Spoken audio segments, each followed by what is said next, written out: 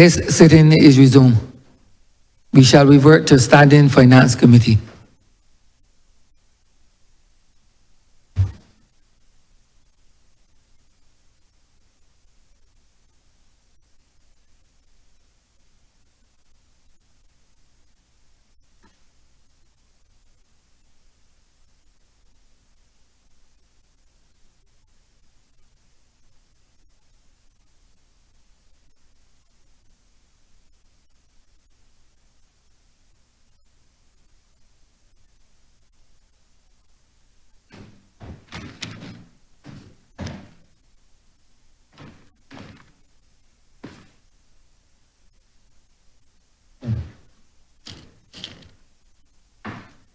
This House is now in standing Finance Committee.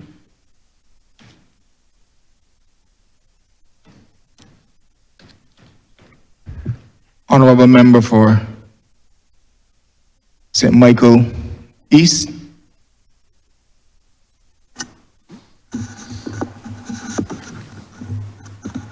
Thank you, Mr. Chairman. The first question, wait, too tall? The first question is relatively simple, but I believe is an imperative that I seek clarity on this one. After leaving yesterday, this came to my mind.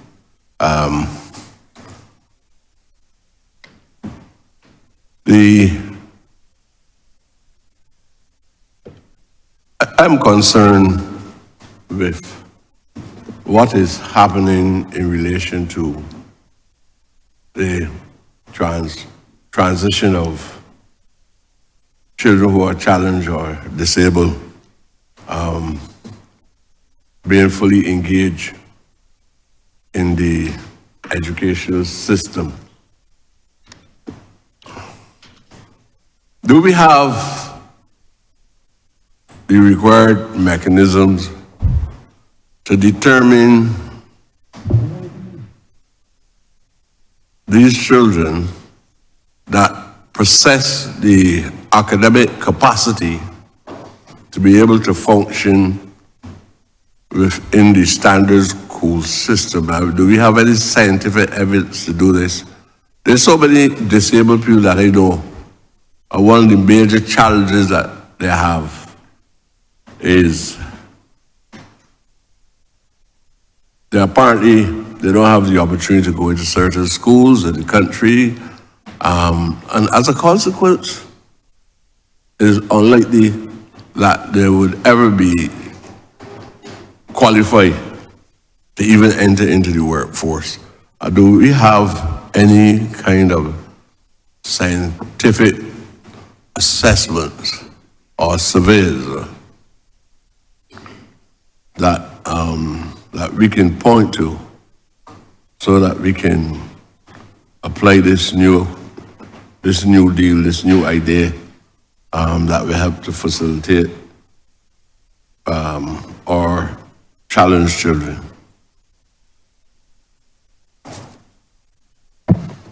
Thank you, Honourable Member. There are a few things I would probably want to say on that, although I think when the Ministry of Education is in the well, perhaps the Minister will be better able to answer some of the more specific tools that are employed in relation to the assessments that are done. But I do know, Minister, we had a period in Barbados where persons who had children with disabilities would often not even let anybody see those children with disabilities. There was almost a hidden significant number, I think, of our citizens. And because of that, I think historically we were never really able to get a full count of the persons with disabilities. I believe that over the last few years we've seen a change in attitude, and many persons are coming forward now to register their children with disabilities, and people are not hiding their children the way they used to with disabilities, the ones that are obvious and evident. And I think also as the government expands its offerings to persons with disabilities, you're going to find more and more persons are coming forward. In fact, when we made the call for persons with autism, multiple sclerosis, Down syndrome, and cerebral palsy, a number of other persons that were not known to the National Disabilities Unit came forward as well.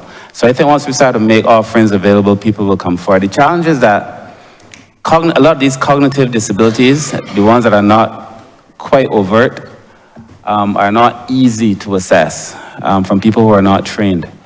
And in many cases, a lot of these disabilities are discovered late. But I do know that the Ministry of Education has restarted the program of assessing. I know that they're going to be employing some other tools to be able to assess persons who have disabilities. Yesterday, for example, I received a call from a constituent in Britain about a friend of his who had a daughter who is now 20 years old and had never really been able to go to school. In fact, the school that she was at had asked for him to come back for her because they couldn't deal with her. And obviously that kind of news is not good. We have to make Barbados a society where all persons have access to something.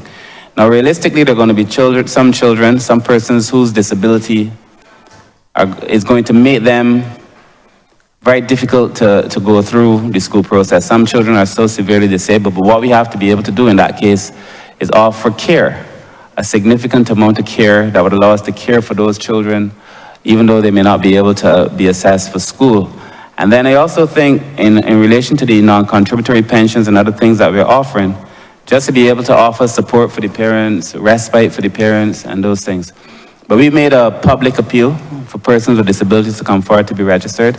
I think the teachers have been trained up in many cases to be able to properly or try to assess children who have disabilities. You know, there used to be a time when children who now are diagnosed either with autism or attention deficit disorder were just thought to be reckless children in the classroom, deviant children in the classroom. And I think as we mature in relation to our understanding of these things, that proper assessments, more and more, you're going to see more and more assessments of these children and hopefully more and more treatment. Are some children still going to fall through the cracks? Absolutely. But I think with the fall in stigma, I think with the support that the government is offering, I think with the increasing training that I know for sure is happening in the Ministry of Education, that hopefully we can reduce those numbers. But the point is taken, and I've been very concerned about it myself, to be truthful, because when I was younger, I came to realize that one of my very dear friends had a family member with a disability, and I had never known, I'd never seen him. He was just hidden. And it has been, regrettably, the Barbadian way for a number of years, but hopefully we can rise above that. And I think as much as we respond to physical disabilities, we also have to get better at responding to the cognitive disabilities, some of which are fairly hard to diagnose.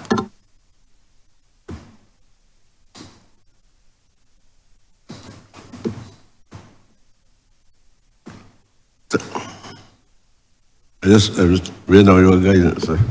All right.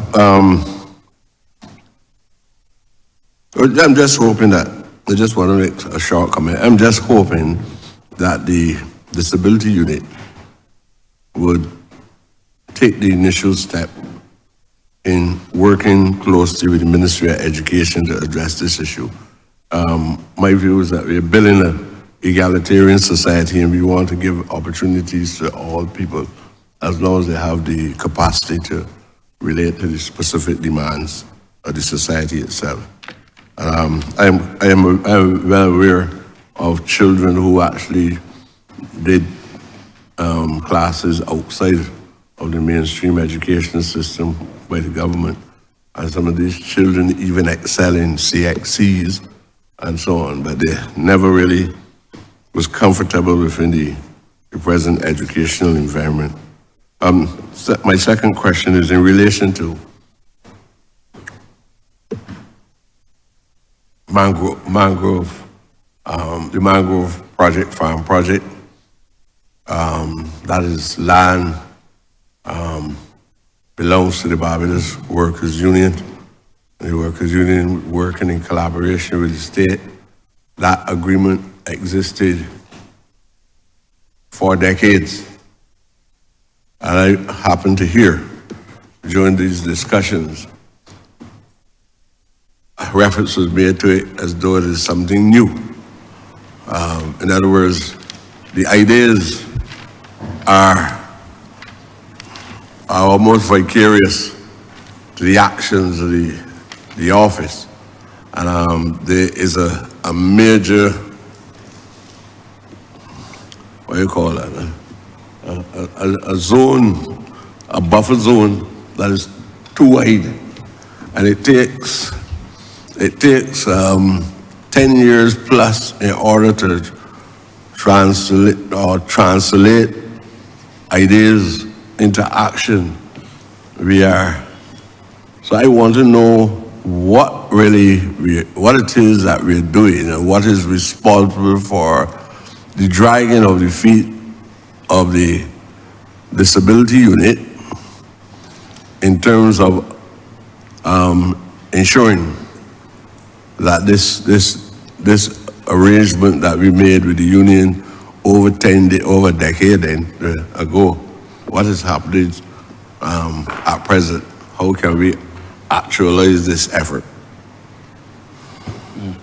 I believe the acting director of the disabilities unit will be best able to answer that. Although I must tell you, Minister, Honourable Member, I don't think you're being fair at all in your assessment of the program. One, it was never meant to be that this is a brand new program. That was never articulated. It's never been a case where there's been a dragging of feet and 10 years to implement the program. And therefore, I suspect once the facts are made known, when the head of the disabilities unit speak, that perhaps the clarity that you seek will help you understand the reality of the situation. Good morning, being nurse, acting director of the National Disabilities Unit. Well, the Mangrove Agricultural Project, it was up and running years ago, so this is not a first time for us. But it was down for a period of time, and when we were about to start again, was the time we had COVID, nothing could happen. The place was overgrown with bush again. We also have a wooden structure on the compound which needed, it is out of wood. After a time, anything out of wood, you get problems happening. But what we are planning to do this time around, we are almost ready to start. We were able to repair the facility where we do the training in. We were able to debush the area, which cost a lot of money because we had to get rid of a lot of trees and so on. We still have the agreement in place with the union. We are working in collaboration with the Barbados Council for the Disabled. They will supply the persons, they will be the human resource. So we are almost ready. We have preliminary discussions with the Ministry of Agriculture because they're going to work with us in seeing this project through. So in the new financial year, we should be able to speak more positively on the Mangrove project. I think I have the president here, the disability NGO body. I think both questions so far relate to the disabled, and you said you want us to follow specific themes or sub-themes in these discussions. My concern as well is, for a number of years, we've been talking a lot about corporate Barbados and these partnerships and things. I hear all these words, but and how you have a lot of the private sectors expect to show corporate responsibility, all these things that the people teach in business studies.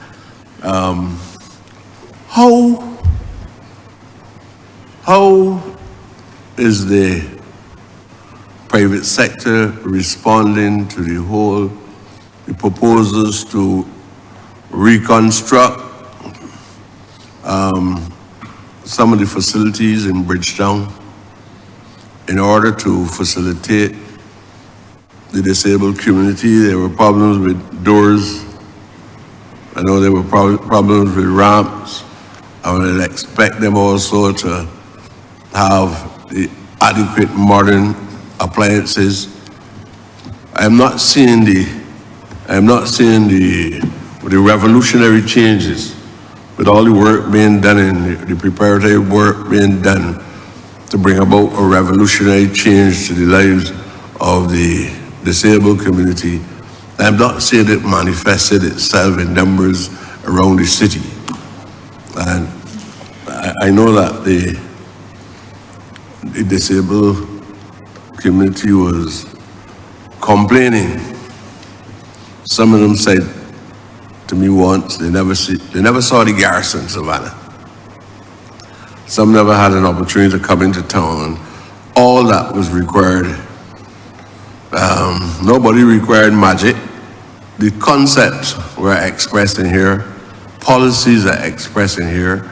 But most of the businesses in the city and some of the areas belong to the private sector. Are they really responding, not to the dictates, but to the humane, appreciate the humane effort that we are making in order to create a society that is very inclusive and that the individuals with disabilities will have equal access to the city of Bridgetown as a result of their responding to all the suggestions that is coming from this House Assembly, all the policy papers, all the adjustment to the legislation and everything. Are we having that? Are we seeing that? Are we witnessing that?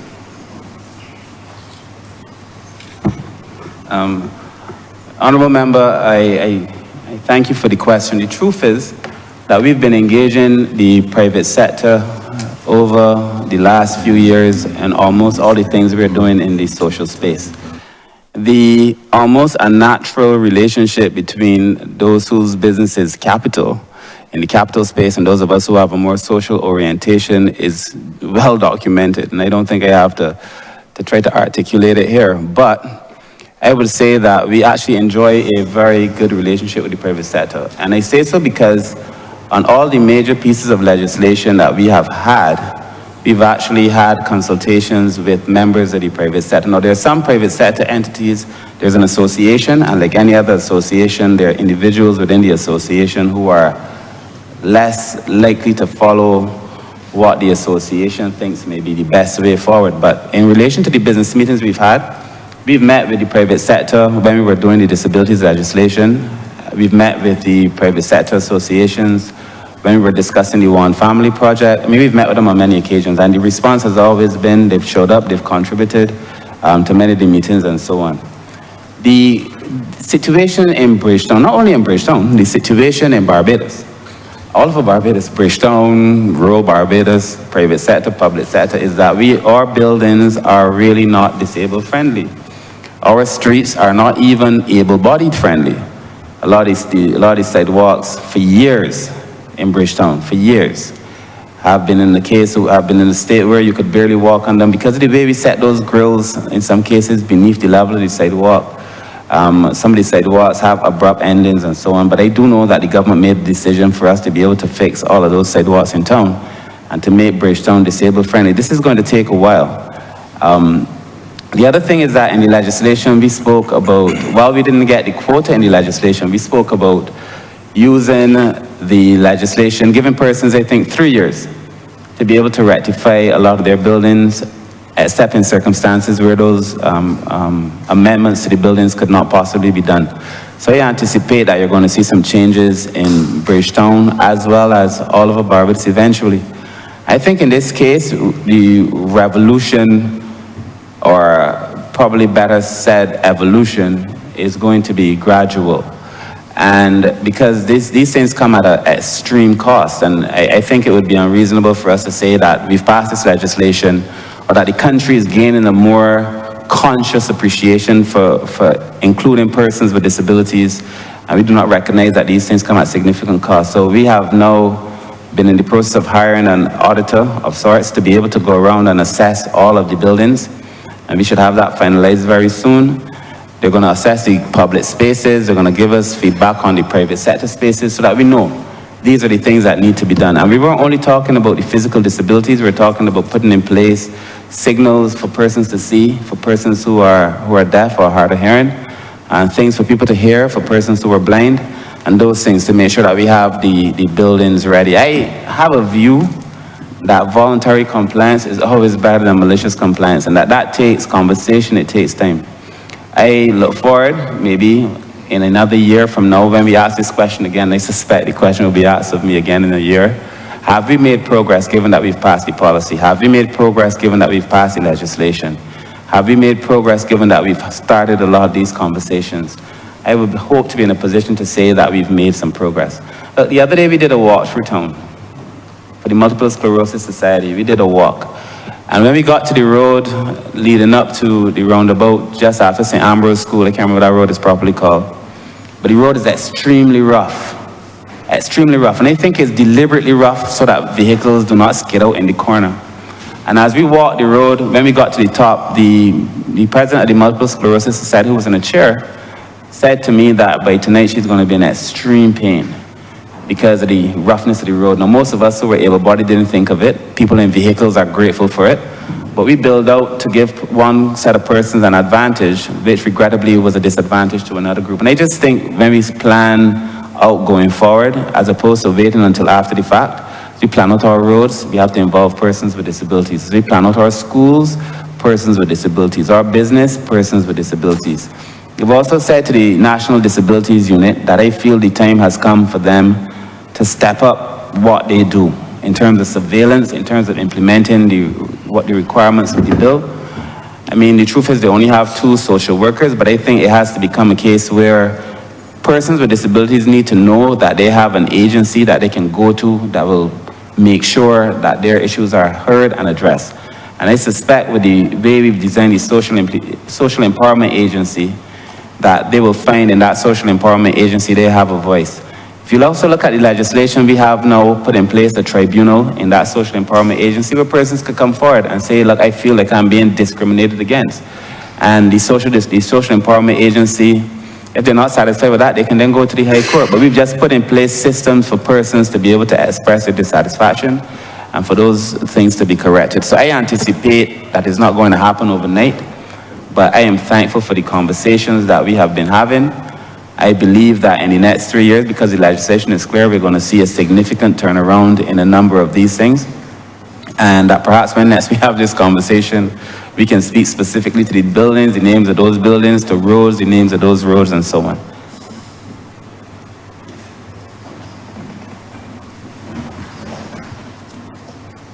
I just want to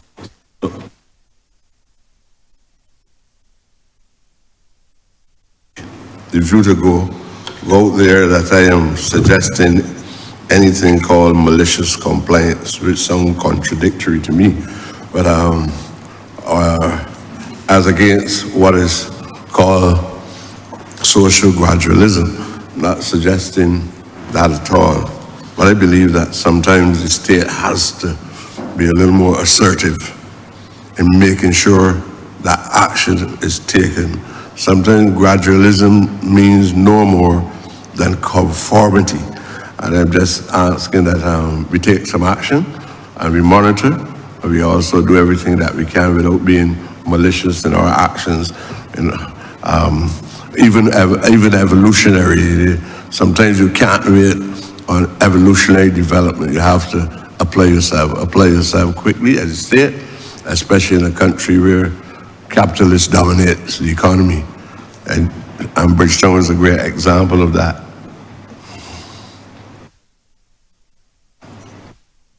Just very quickly, I agree with everything that's said, but I believe the legislation does exactly what you're asking for. The legislation sets in place what it is that the country demands of Business Barbados. It puts in place a system for monitoring Business Barbados and other persons, the public service and private individuals and so on. And then it puts in place a system for us to come back and to report on the progress. So the legislation, to me, is perhaps the most powerful piece of social re-engineering that you have ever seen for persons with disabilities in this country. And that I anticipate we're going to reap the rewards of that legislation that this Parliament passed within the next year or two. Thanks. Thank you, Honourable Member for St. Michael East. Honourable Member for St. Philip South.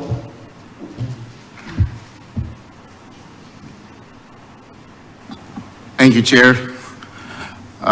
Very good morning to all. Minister Humphrey, I wish to congratulate you and your team for the excellent work you've done so far. In particular, the legislation that addresses the needs of people who are living with disabilities. I think that was world class, and I congratulate you for being able to treat to those people as regular human beings and ones who deserve a place in this society without discrimination. I also wish to commend you for the One Family's approach, which I think is going to really transform how we treat the people in this country. Many times there's heavy discrimination against people who can do no better than rely on the state for support. And there must be a balance between how we treat to them and how they themselves respond to the support that is given to them. That being said, I'd like to raise with you the whole issue of welfare support to young people. I am acutely aware of several single mothers in this country, a very young age, who have children, in some instances 3 and 4 children, without any paternal support, and have had to rely heavily on the state for welfare support. My own experience, having seen people in my office at the constituency level, and as recent as last Wednesday, there seems to be a disconnect between those persons who seek support and the persons who administer the support, because oftentimes I get the refrain that either, they have 4 or 5 children, but the support does not meet their needs. Communication is a major challenge, and in some instances, I suppose because the officers are under tremendous pressure. My constituency is 12,000 people. So you multiply that by all the constituencies in St. Philip, and you start to understand the tremendous pressure that officers can undergo from people who are seeking welfare support. So oftentimes people can feel as though they're being dismissed. Oftentimes people can feel as though they are at the wrath of a person who have reached the limit. And I want to know if, one, there has been any attempt to try to provide a level of counseling for these young people who are constantly coming to the state for welfare support, and equally counseling for those officers who are bombarded with questions and demands for support. Chief Welfare Officer. Good morning. My name is Kim Bobwith. I am the Acting Chief Welfare Officer. And indeed, as you have eloquently put it, we are indeed overwhelmed by the amount of numbers that we're seeing as it relates to young persons who have several children, and the needs are varying for each and every one of them.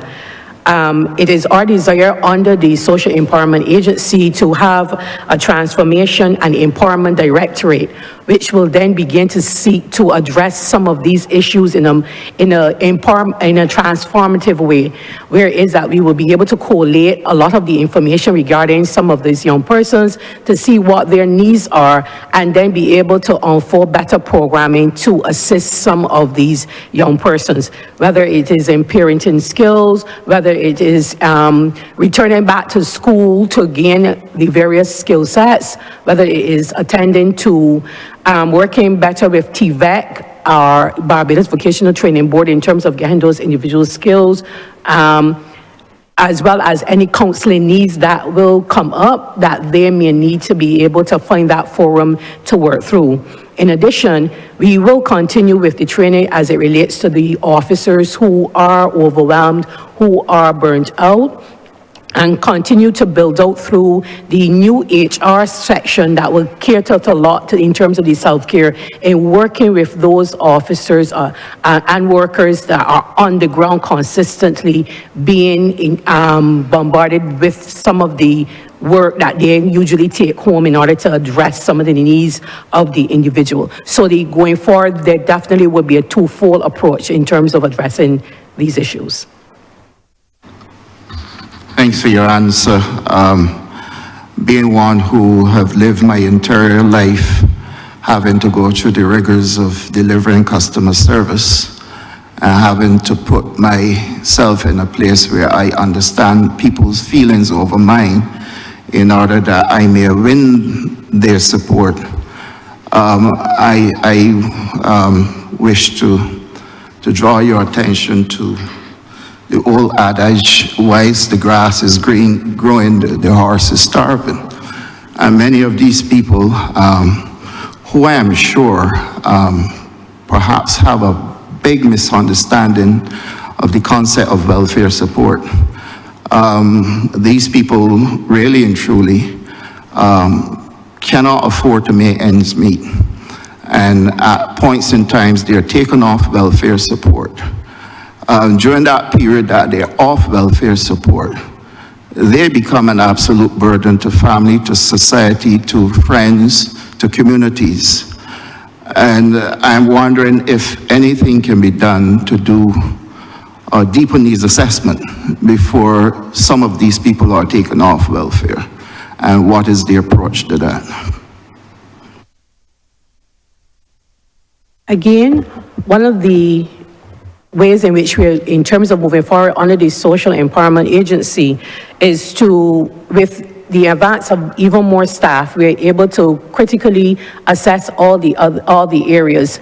And in response to this particular question, reviews will be done in order to see where persons are at the points in time before any deleting from the various systems as it relates to the support. Again, with the empowerment aspect of it, as we work with the clients, we're able to see as they're moving forward where they are and how best we can offer various systems. The systems will not always be cash in, as it relates to, but other systems that can offer that support as clients transition through the system. Thank you. My final question is, I believe I've been bearing the brunt of all of the questions coming from my constituency, because at 6 Roads, people are saying to me that they either can't reach the agent or that the office there at 6 Roads was undergoing some kind of repairs. I want to thank you all for the repairs there, but would wish for you not to let me, but for you yourself to update the people of the Republic as to when they can expect a reopening of the office at 6 Roads, and if there will be increased officers there to be able to deal with their issues. J. Hubel, Sheriff Permanent Secretary. Minister, the work, as you have observed, and I must say that as another resident of the Republic of St. Philip, I have a keen interest in ensuring that the work is completed on a timely basis, and I can give you the assurance that the work will be completed by 31st of March. And Minister, I also wish to make the point in relation to the concerns that you have pertaining to young persons getting welfare support. The Social Empowerment Agency is going to be, the operations are going to be implemented in a way to ensure that there is a large degree of empowerment in its operations. Indeed, there's going to be a directorate which is called the Transformation and Empowerment Directorate that will be established specifically to empower vulnerable persons, particularly young people, as you're talking about. There's going to be career counseling, there's going to be counseling in terms of life skills and so on. Because we recognize, as the Minister would have indicated yesterday in his submissions, that we are moving away from the current disjointed approach to service delivery. A large part of the work of the entity is going to be on empowerment and seeking to transform the lives of the vulnerable. Thank you very much.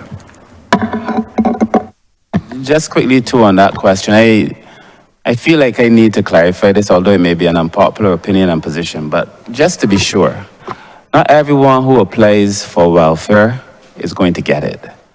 Not everyone who makes the application to the welfare department is going to be successful once the assessment has been done. There is a part of the assessment that, of course, for persons who have disabilities and are otherwise unable to work and so on, is almost automatic. But there's a part of the assessment that has to consider whether a person is capable of working, whether a person has actually been looking for work, and so on and so forth. So I think, as in addition to us being able to help the persons who come forward, I think we also have to make sure that persons understand that the welfare support was meant to assist persons who are not in a position, one, to help themselves, or who, because of some transient temporary dislocation, may need support to go on. The welfare was never meant to be, and should not be, and for the most part, people don't want it to be, a permanent position. And therefore, the empowerment focus that we now have in the ministry, I think, is going to be the essential difference between what currently exists and what it is that we are going to do going forward. But having said that, I've also said there were some policies in the welfare department that needed to change that I didn't understand. I do not like the review system where people fell off every 6 months. And we've put in place a position where now any new entity going forward, that has to stop. If it is that a person has not been assessed, but you leave them on until you're able to assess them. But this idea of cutting off people every 6 months and taking 6 months to review them has to stop. That doesn't work. Or the arbitrary determination that a person can only get support for 2 children as opposed to 3 or 4, those things have to stop so that we can treat people with dignity. But it has to be balanced so that the people who deserve the welfare support the most will get it. But if everybody is coming for welfare, even in cases where I've had cases, and all of us in this room know it's true. We've had cases where perhaps we've sent people for work, or we know persons have gotten jobs. So now you are working. But you've gotten the job and still think that the welfare is an entitlement. But it doesn't work like that. If you've gotten a job and the job takes you out of a certain circumstance, perhaps you may get welfare support for a few months to allow you to adjust. But eventually that support has to go on to somebody else. The state, any state in the world, operates with limited resources. So I've been very honest with my constituents. I've been very honest with the welfare department. This is how I truly feel. We have to be able to bring a balance so that people are treated with dignity, yes, but that nobody should be allowed to exploit the system in cases where the exploitation is clear. I also feel like sometimes we have to encourage our Barbadian public, the young people specifically, to get involved in training. There is a number of training programs being offered by this government, significant numbers of training programs. Some of those training programs offer persons an allowance, a subsistence allowance that allows them to be able to get this training and then move on to something else. So that is real empowerment. And at the end of the day, it is empowerment, I hope, that we are seeking. So yes, Honourable Minister, I agree with you entirely. When persons come for welfare and they deserve to be given the welfare support, they should get it. I do not like the review system that cuts off people, and we have been working to be able to fix that. But I must say to people as well that the welfare support system is meant for persons who are in need of that support. And not everybody who, on the basis of an assessment, is going to be found as deserving of the support at that level. You may get some food vouchers, or you may get support for 5 months.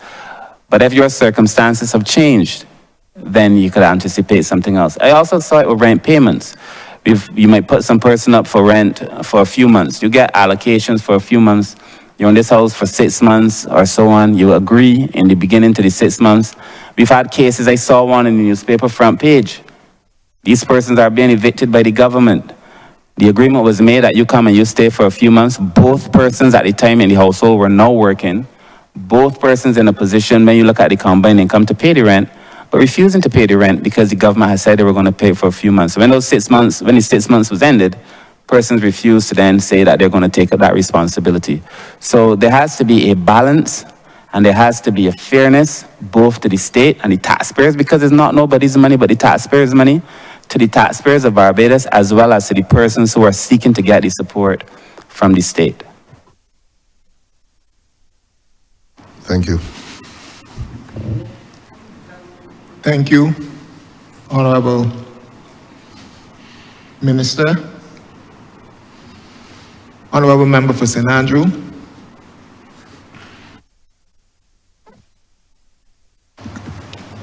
Thank you, Mr. Chair, for recognizing me.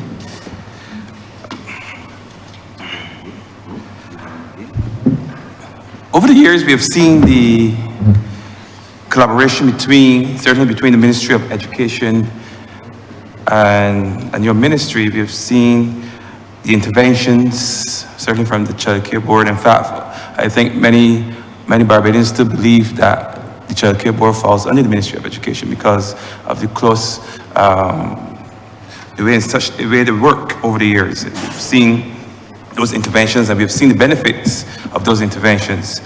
There's also a close correlation between the Ministry of Health or health care and social care. And I want you to share with me or to shed some light the nature of that relationship between Ministry of Health and social care and some of the interventions that would have taken place. Obviously, you would have seen cases where there have been abandonment of elderly persons, there have been abandonment of disabled persons in the hospital, in our healthcare system, and I know that you've been working closely with them, even as you integrate many of your services closer with the Ministry of Health to ensure that healthcare and social care go hand in hand in this country. Just shed a little light on that relationship and that integration. We'll let a few of the heads speak because each of the heads have a different experience with the Ministry of Health, but we have a very close relationship. Good morning. My name is Roseanne Richards. I'm the director of the Child Care Board, and we have a very close working relationship with your ministry, Education, as well as the Ministry of Health and Wellness. And from the health and wellness perspective, we work very closely with the Queen Elizabeth Hospital, particularly the Medical Social Work Department and the Scan Clinic, where those persons who are abused or exposed to any physical or sexual abuse, they would be seen by the medical personnel at the hospital and referred to the Scan Clinic for further treatment. Based on that treatment, sometimes they're removed from within the abusive situation and they're brought into care. And all children who go to the Queen Elizabeth Hospital who are in situations where their social circumstances are challenged, the Medical Social Work Department of the Queen Elizabeth Hospital would refer those children to the Child Care Board. On a regular basis, the social workers or the child care officers would attend case conferences at the Queen Elizabeth Hospital so that a better social plan or plan of action could be put in place in relation to the psychosocial support that would be offered to those children to ensure that their health as well as their social well-being would be treated to.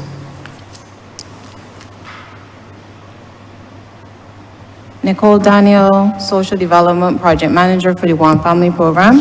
And yes, we also have been working closely with the Ministry of Education and with the Ministry of Health, as those two ministries are two of the key pillars under the program. Under the Ministry of Education, we definitely will work with them as it relates to remedial. We are connected with the National Task Force for Literacy with Dr. Henry because we've recognized the need for persons with remedial needs and with the various educational deficits that they have. As it relates to health, healthcare is obviously fundamental to lifting families out of poverty. This is one of the aspects, and we find that many of our vulnerable clients fall within the category of NCDs. We are working closely with the NCD Commission within this regard to ensure that we can be a little bit more proactive rather than reactive, but to ensure that persons, because they have limited funds, are able to still get the the nutrients of various food items that they require. So the ministry, through the One Family Program, definitely will continue to engage with the Ministry of Health and Wellness as well as the Ministry of Education in an effort to see the success of our families in the program.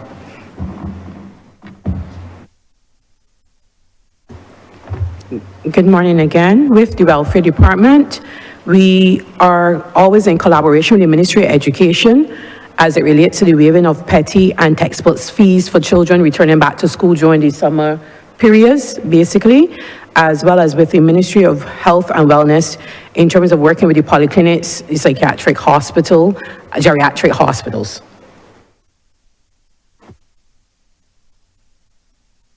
Being nurse, the National Disabilities Unit again, where we work in collaboration with the QEH. Many of our clients go there for dressing, therapy, and we also provide the QEH with wheelchairs so as many of their patients can be discharged when they need.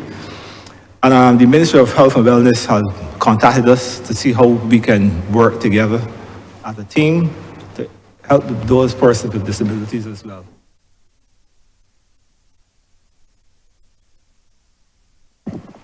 Colleen Walcott, Acting Director, National Assistance Board.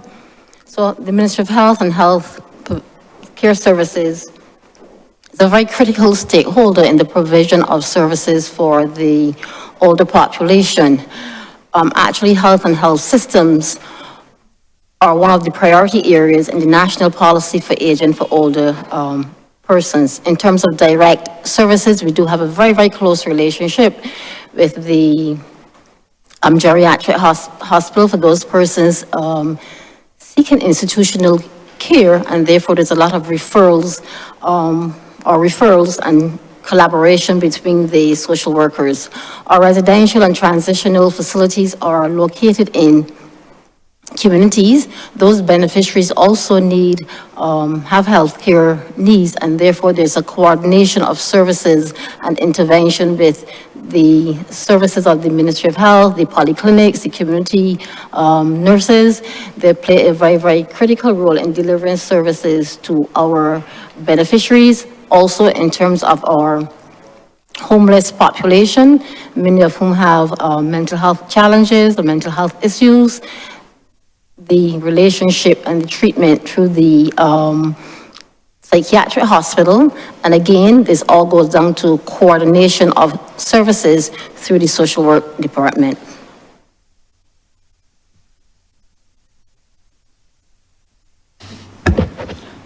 Lynn Armstrong, Acting Director, National Wellbeing and HIV Commission. I'll start with the Ministry of Education first. We have had fruitful relationships with the Ministry of Education. However, they no longer have a line item in their budget for HIV prevention. So that interaction has petered out over the years. However, with respect to HIV, we work closely with the HIV STI unit in the Ministry of Health. They are responsible for treatment and care. We are responsible for all other social aspects of the disease in terms of what affects persons living with HIV, whether it is their housing needs, their need for basic living, and we communicate with the Ministry of Health practically on a daily basis with respect to care and treatment and, as I said, social care issues.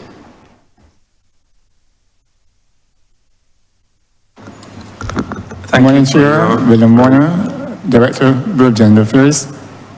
In terms of the Ministry of Health, we have we work with the Ministry of Health, and we are having our men's annual health fair. And normally we request the STI testing, and they normally provide that service. In terms of the Ministry of Education, we are very fortunate to receive a lot of the information that we request to complete our reports. And I must say the Ministry of Education has been very supportive of our efforts.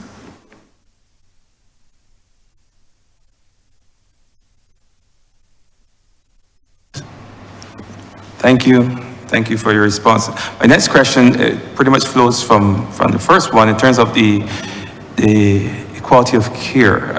You mentioned the geriatric hospital. We have a number of care providers here, in the public, also private. And over the years, we've heard stories.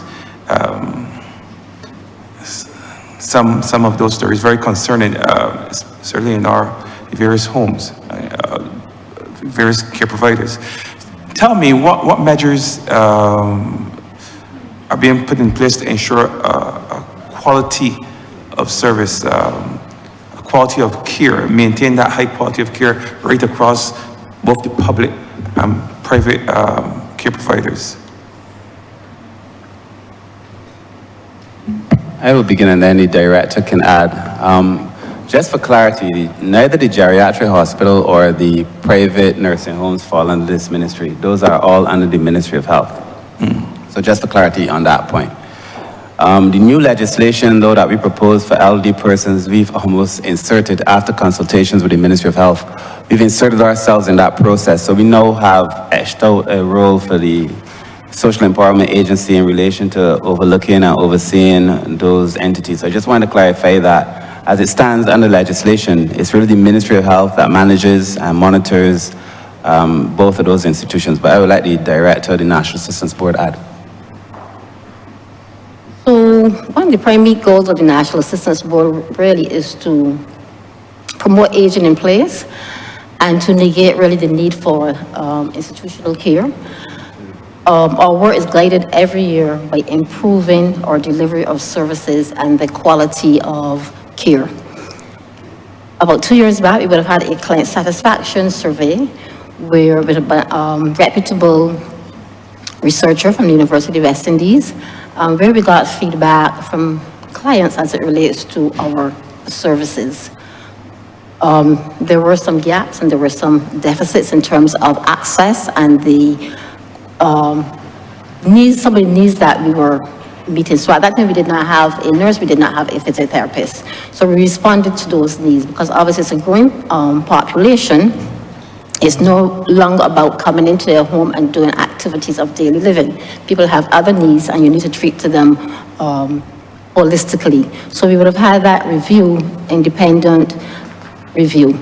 We're also looking at the kind of, in terms of training, and really and truly what we are doing over time is to build out an integrated care system. And, you know, with care system, there are various components. It's not only the services that you give, but also your training, your human resources, your funding, your coordination of services. So even as we go into, yes, we're doing some aspects of it, we're able to build it out more as we go into the new entity with more resources. And one of the things that we also be looking at is standards of care, as well as training and delivering person-centered care for our recipients. And therefore, that is why in both programs, the home care program as well as the elderly care program, a lot of emphasis will be placed on the training that we gave to our workers, not only to deliver care to our beneficiaries, but also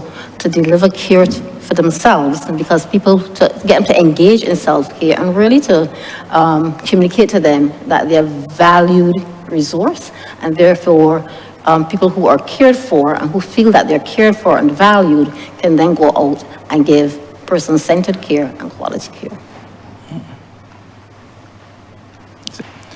Thank you, Minister, for clearing up the fact that those two entities fall under the Ministry of Health. And I just wanted to make the point that I was referring to care in general. I know there are a number of persons within your ministry who care for the elderly, and it was the mentioning of the geriatric hospital that triggered my question, which brings me to my final question. The Companionship program, a stroke of genius, if I would want to say that myself, and I've seen the benefits of it, certainly persons working within their communities, and at the time where we were still,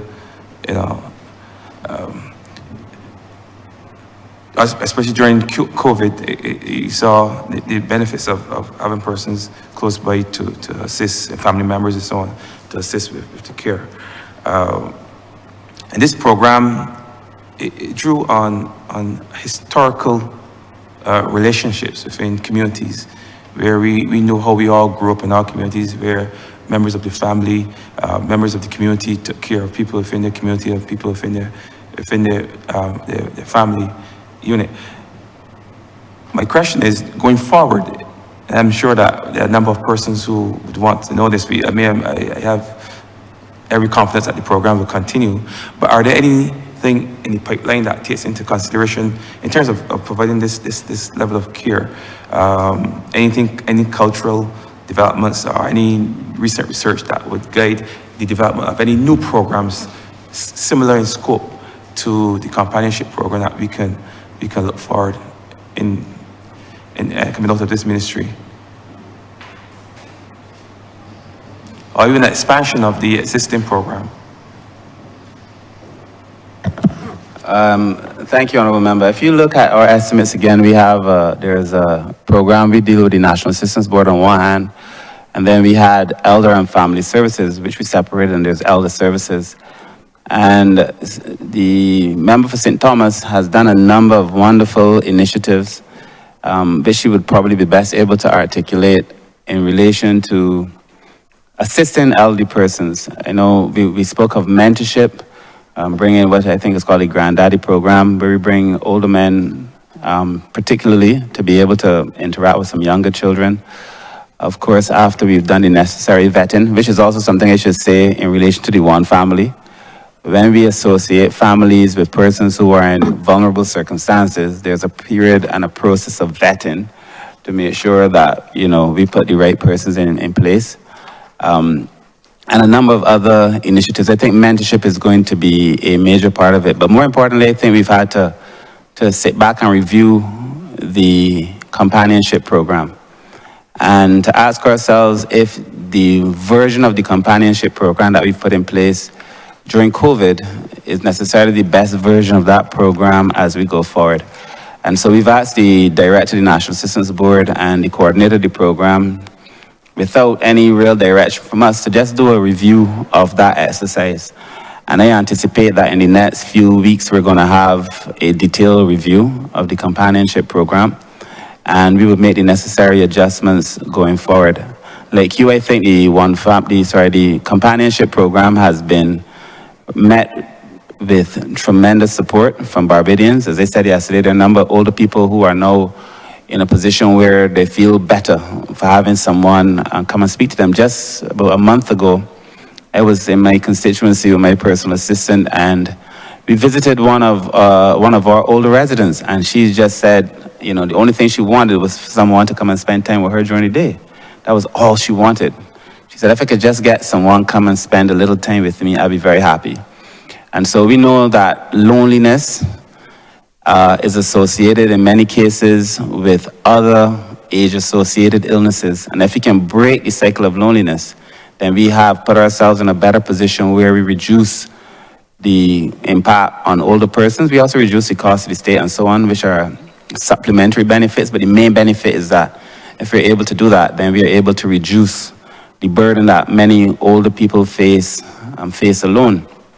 And again, the state is not going to be able to do everything. We need families to, as far as possible, to step up. And it's normally the case. Where there's a family member, even where families are assisting, it's normally one person in the family carrying the weight for the whole family. We need all family members to step up. We lament, or we look back on with a certain nostalgia, the good old days where communities used to look out for people. We need communities to step up and to be able to offer that, because if we're going to be successful, as the director said, in relation to aging in place, it means that the mechanisms exist, some of them organic, not state-induced, but that the mechanisms that exist in the communities for people to be able to live a better life. So as the needs change, dementia, as we're doing through the government, residential care, as we're doing through the government, daycare, as we're about to do through the government, there are a number of things that we've added. The elder care program is only but one. We've added a number of things. I've listed some, but I still think there's space for communities and so on to step up. Thank you, Minister. I didn't think I took the opportunity to congratulate you and your team for the job well done and for the good work that you've been doing. So I want to do that now, and also want to encourage you to continue the good work. Thank you, Mr. Chair.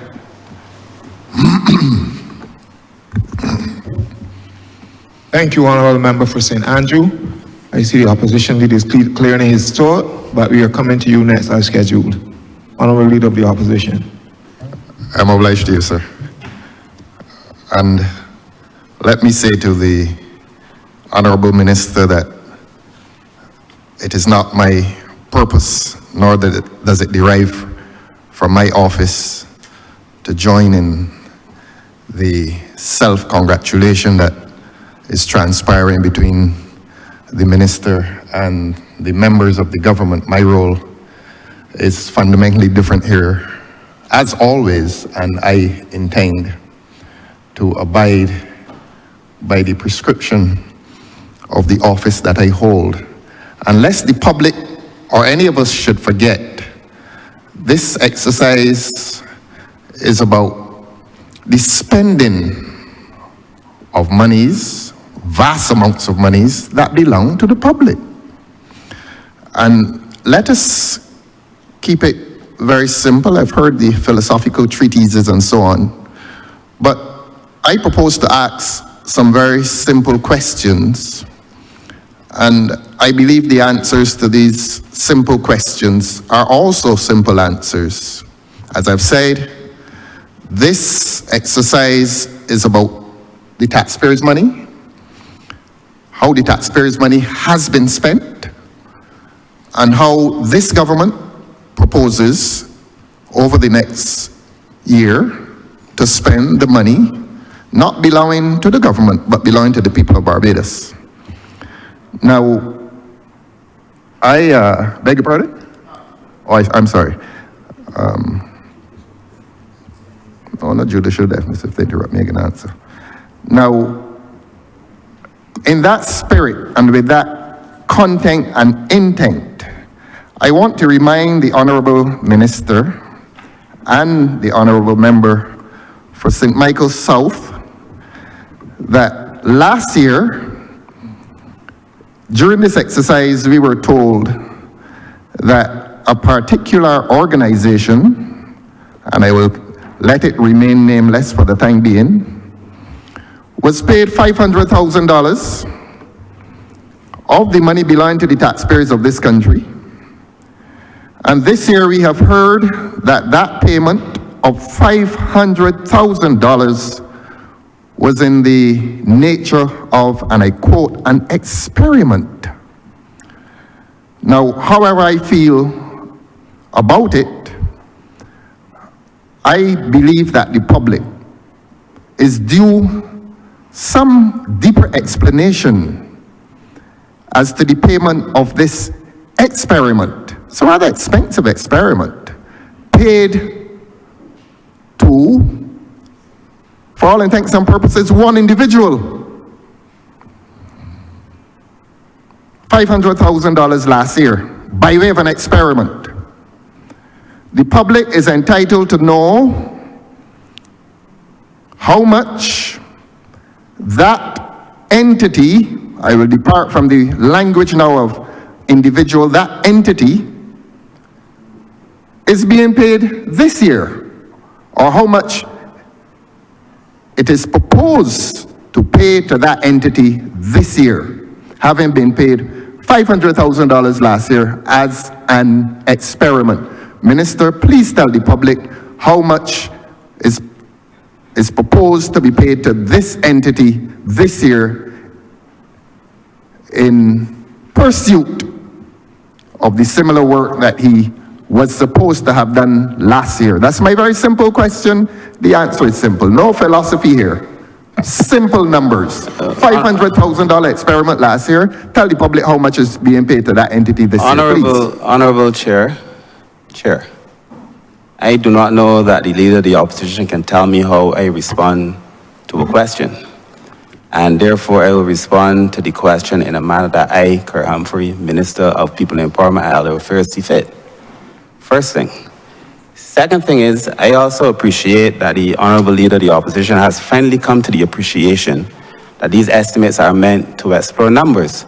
And perhaps that realization came to him as an epiphany this morning, because it certainly has not been the experience in this well.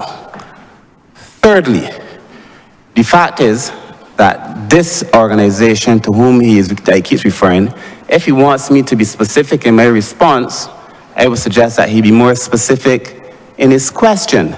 And therefore, the Honourable Leader of the Opposition needs to tell me exactly to whom he's referring. Since and this is to clarify, this is not my follow-up. The Honourable Minister has asked me to tell him, the Honourable Minister and the public, I speak to the public too, to identify, reluctant as I am always to call names in here, I will now identify the entity. I believe it is called the Alliance, some Alliance for the Homeless, and press further. I will now call the name of the individual. I can't do that. Your minister is forcing me to do it. How you getting this anyway? How you got in this? How you got in this? How you got in this? Honourable Leader of the Opposition. How did you get in this? Honourable Leader of the Opposition, you have to address the chair. You have to address the chair. And if I recall, Honourable Leader of the Opposition, we are giving you an opportunity for the Minister to respond to a question which I believe and I recall was spoken to yesterday. The Minister has asked me to identify, it was spoken to yesterday. It was spoken to yesterday. And I asked the Minister,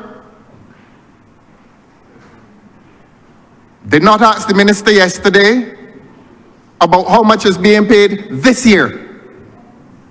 The Minister said that yesterday the Minister said that last year it was an experimental payment. That's the language of the Honourable Minister. The Honourable Minister said that the payment last year was experimental. That is the Minister's language. I am now asking the Minister how much is proposed to be paid to the said individual. So don't tell me that you don't know who I'm talking about. It was said in here yesterday that an experimental payment was made to a particular organization, and I want to remind this chamber that last year it was the Minister who named the person, and reluctant as I am to name the person, whatever anybody else thinks, the Minister can name the person again, because I have some more questions following on this one. And I'm saying to this Minister that I am referring now to the same person or entity to whom he referred last year as having received an experimental payment in the sum of the taxpayers' money of $500,000, $500,000.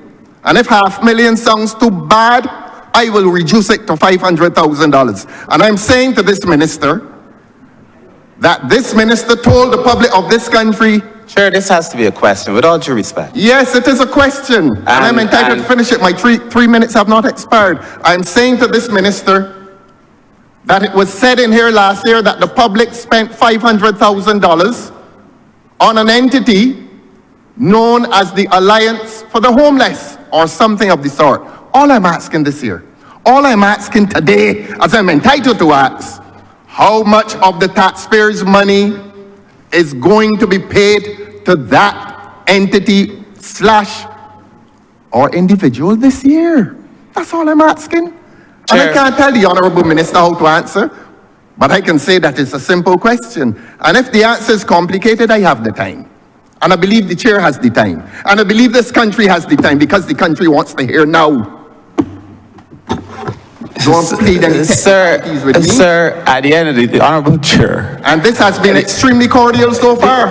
Honourable Leader of the Opposition. Honourable Leader of the Opposition. You have asked, you have made a statement, give the Honourable Minister the opportunity to respond. Chair, thank you so kindly, because I believe that it must have been a lapse yesterday in the response, in listening to my response. I said, and I asked him to name it just to be sure we were referring to the same thing, because I answered this exact question yesterday. And I said, if he's referring to the Alliance to End Homelessness, We put aside 500,000 last year, and if you reviews the video, I said 500,000 again this year. Thank you very much. So you don't get to tell me thank you and cut me off, sir. Wrong fella. Honorable Chair, the Honorable Leader of the Opposition also went on to make it sound as if the use of the word experiment is a nasty phrase. Sir, we are in a government, and I believe I've said to my staff that I would like to see them incorporate new things, evaluate them. The ones that work, we will keep. The ones that don't work, we will not keep. The Honourable Member also used the experience of the Scandinavian countries. I gave him a lesson in how it worked. That Scandinavian countries engage in what they call creative destruction, whereby things that work, they keep. The things that don't work, they do not keep. They experiment. He cannot want, on the one hand, praise Scandinavian countries for the same approach, then to use a political response to suggest that there's something wrong with it. We looked at it, sir. The Honourable Leader of the Opposition would appreciate that we had a situation with homelessness, that I had said at the time that we looked at different proposals, that it became clear that if the state was to take responsibility for doing it alone, that it could cost the state millions of dollars, as these things do, that there were 60 beds available at the Alliance to End Homelessness that were free during the day, that there were other associated issues for persons who are homeless, not the transient poor, those who find themselves homeless temporarily, because we house them, most of them, through the resilience unit. These are persons who have drug problems, people who have other issues. There were nurses brought on, doctors brought on, a whole series of care. The Honourable Leader would also remember, if he casts his mind back, that yesterday I also said that we put in place in the estimates some monies to audit the finances of the organization. While we've been receiving reports every single time, our reports are up to date. Our visits to the agency have never proven anything to be off, and therefore there's no shame, there's nothing to hide. And that whether we choose to engage ourselves in cheap theatrics to entertain people is a matter for the Leader of the Opposition. But the facts will speak for themselves. Let the facts speak. And let me assure this minister, who has gained something of a reputation for giving answers that are not hostile, and he can be assured that these questions are not intended to be hostile. I'm asking this for the sake of the people of Barbados whose taxes are being collected, and they're entitled to know. And this is the follow-up question. No theatrics. This is the taxpayers' money that this government spends, and this government is giving $500,000 to one individual. Can we have a follow-up question, Honourable Member? The question comes now, no theatrics. The suffering people out there engaging in theatrics. No, I'm not. No, I am not. Honourable Minister. No, I am not. Honourable Member. Honourable Leader of the Opposition. What theatrics? What? Honourable Leader of the Opposition. People across this country suffering. You're accusing them of Honourable Leader theatrics as of well? the Opposition. Thank you very much, For the sir. last time, proceed with the follow-up question. Let me proceed. I'm obliged to you, sir. Thank you. You're most kind. Now, this organization, and this is no personal, I've never even seen the man in my life, but the public must know. And this is not theatrical. This is reflecting the suffering. This is reflecting the misuse Honourable Leader of the Opposition, you're going funds. over the same thing over and over again. Proceed with the question, or I shall move on. Let me ask the question. I'm obliged to you, sir. I am asking this minister if he is aware that the beneficiary of those funds distributed hampers within certain neighborhoods of St. Michael, at certain homes, during Christmas 2024. It was not the homeless. I said at certain homes. The minister can say yes, no, or I don't remember. But I'm asking this minister, who happens to be here now, and this is not a personal attack. Is that the I am question, asking Honourable? this minister to give account for public funds, and I'm asking this minister if he is aware that the said individual was distributing hampers at homes Sir, at Christmas within St. Michael. Thank you very much. Honourable Leader of the Opposition. What does this have to do I was about to With the say, estimate. estimates? Well, let me answer does what it has have to do with the estimates. Let me Stick say to the- what it has to to the- do with to the estimates. And the ministry. Let the public Honorable Leader be of the reminded Opposition. that this entity, headed by this individual, received an experimental payment, and you can accuse me of repeating myself, but I have to give the sequence. Was the recipient the beneficiary of $500,000 last year experimentally? It is now said to this country that the same individual will receive another payment of $500,000. I am entitled to ask this minister if after receipt of those monies, whether this minister is aware that the said individual was distributing hampers not among the homeless for whom he received the money, but in homes in St. Michael. The answer is yes or no, or I don't know. That is what it has to do with. It has to do with the collection of public funds Honourable Leader, the Honourable being now Chair, distributed for a Honourable purpose Chair. that is not intended by the Honorable ministry. Leader of the Opposition. I hate to accuse Not the acting. opposition leader of cheap theatre. This is It's not cheap theater. I also- Honorable Leader of the Opposition. the Honourable Leader of the opposition. You can accuse me of Please anything. allow the Honorable Minister to He is answer not the question. answering. The honorable member has descended into a personal characterization, talking about theater. What is Honourable Leader of theater? the When I'm Opposition. asking, The if Honourable Leader of the taxpayers' money Opposition. is being used for private political purposes. The That Honourable- is why I'm asking the question. Honorable, And that is why they're Honorable rejecting Leader of the Chair. Opposition, Chair, Honourable Chair. could you allow the Honorable Find out the Minister answer. to Read the answer answer on your WhatsApp. in silence? Read your answer on the WhatsApp. Honourable Chair. Honorable Leader of the Opposition. The question that was asked You of will me. allow, hold a minute, Honorable Member. You want anybody now coming? You would allow the Honorable Minister to answer the question. Yes. If you interrupt Honorable again, Minister we will have to is not take the appropriate answering the action, question. Honorable Leader of the Opposition. The question you're gonna do, No, I ain't gonna Yeah, talk no blood. the Honourable I Chair. want the truth. Honourable Chair, in a brief, quite fleeting moment of clarity, the Leader of the Opposition began his comments by saying that he was going to look at the numbers and the estimates. The truth is, if anyone has descended to anything, it is the Honourable Leader of the Opposition into conjecture. I will not dignify whether, first of all, we gave no money to an individual. Funds were given to an association. Name it.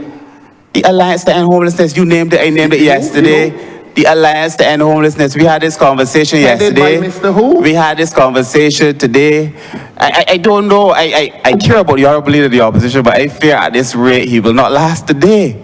So Honourable Member and Leader of the Opposition, to answer your question. I can last out. To answer your question, as stray as it is. As strange?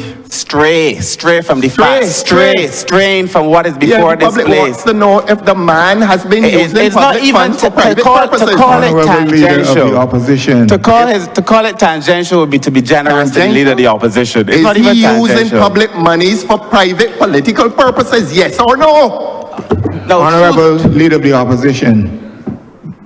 Honorable Member, do not answer that question. No, I couldn't possibly answer it. He knows I couldn't nothing answer it. to do with these estimates. I am today. asking. Honorable Leader of the Opposition, proceed with your Let me next proceed, question. sir. Proceed All of with them your coming. next All of them question. coming. Come. All of them coming. Read your WhatsApps and come. You can't come up with an answer by yourself. Read your WhatsApps and decide how to answer.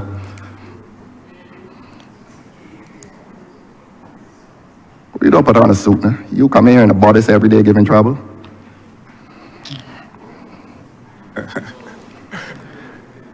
Honorable Minister, I am now asserting, further to the answer that you gave, that in every likelihood, well, let me say it differently. We were told in here on Monday that a ministry is given help, let me say help, in two forms. a minister sat there and said this, I can last out, don't worry. That honorable minister said that he gives financial assistance and sometimes he gives financial empowerment. You call that semantics. So this is the government now.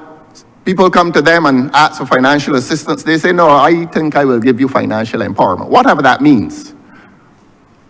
In that same spirit, I am saying to this honorable minister that having given $500,000 to one man, unaudited thus far, and to return and give him another similar sum of $500,000, the first having been experimental.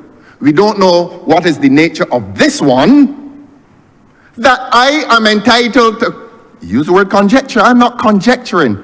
I am entitled to say to this chamber and to this country that there is a possible commingling of private monies with public monies, and that if a man is given $500,000, and that if that same man is seen within the same financial year distributing hampers to those who have homes, that involves a possible commingling of public funds with private monies and certainly an abuse of public funds.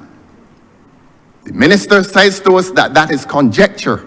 Whether it is conjecture or not, I am asking this minister if, in accordance with his duty of due diligence, whether he is aware that the same man who received the $500,000 for the homeless is now on an enterprise of distributing hampers at Christmas in certain districts of St. Michael. I'm not going to embarrass anybody and name the districts. Not going to do it yet, but if you push me, I'm going to do it. I am asking this minister if he is aware that the beneficiary of $500,000 has been distributing hampers in neighborhoods of St. Michael during Christmas 2024. Simple answer, simple question. Yes, no, or you don't know. I'm not telling you how to answer, but the public is entitled to an answer. The public is entitled to know whether a man who got $500,000 of taxpayers' money unaudited, the public is entitled to know whether the donor ministry is aware that he has been distributing hampers. Simple question, simple answer.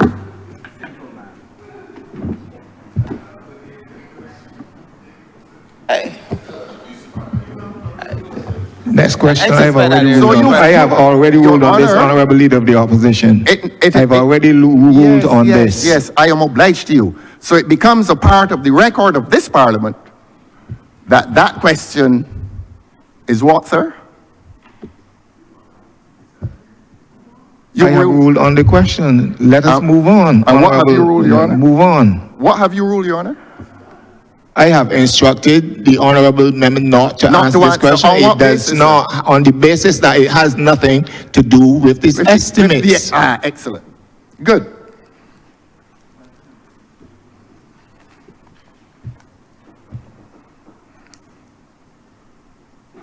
Next question. Now, he should have given out some in Christchurch South. Yes. Put on a jacket, son. Your bodice does not look good. Now, I believe, I'm not acting, by the way, Minister. I'm not acting. Because when I come in here and ask questions... Honourable Leader of the Opposition, proceed with your question. I am not Proceed with your question, Honourable Leader of the Thank you very Opposition. much. Soliloquy? You don't want to answer the question. But the public, this is not a private thing here, you know, the public is hearing. And the public is hearing a government declining to ask questions of this nature, but we accept the ruling. Now, not backing down. Let these questions go on the record. Honourable Minister and Member for St. Michael South. I believe are you a deputy chairman of the Barbados Labour Party? Honourable, that Yes, has yes, he nothing- is. Okay, it has okay. nothing Simple to question, do simple with question. the- All right, let me Honourable make Leader the of the assertion. Opposition, let me instruct you for the final time. We are dealing with the estimates of expenditure under the head 3035. You are directing question. You've been given the opportunity to speak to the Honourable Minister regarding those estimates. Do not bring other matters into this that does not fit under this estimate. Otherwise than that, opposition, I shall move on. Thank you. And please don't get angry, sir. I am not angry. I would like you, honorable leader of the opposition, Minister to smiling. operate in the spirit of this house. Yes, the minister is smiling, I am smiling. Two of us want you to smile. I'm smiling too, Not yet. but I will rule. Well, do both, sir. And I'm in charge of this chair, this honorable house at this time, and you will abide by my ruling, or May I proceed, sir? I've instructed you to do that several times before. Thank you very much, sir. Please do. I'm obliged to you.